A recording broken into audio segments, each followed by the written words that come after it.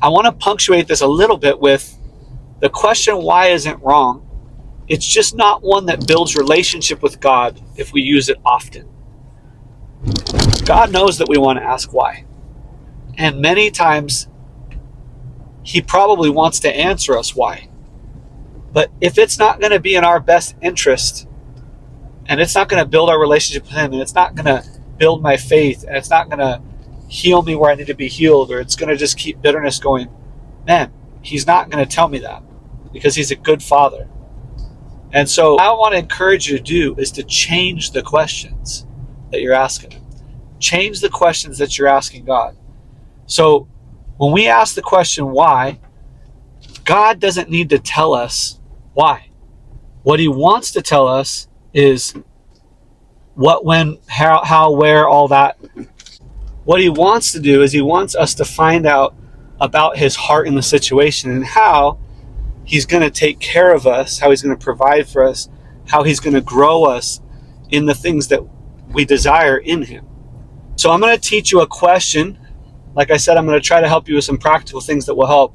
I'm going to teach you a question that over the years has really changed my life. And one of those questions is the question I've asked over the years, the last 15 years or so, that has really changed my life and really given me the heart of the Father when I'm communicating with him is, Father, what do you want me to know about this situation? Now, when you really think about that question, it gets to the heart of why. He'll get to it. Like, if you ask him a question like that, you're asking what his heart for you is. And eventually the why will come out if it's needed.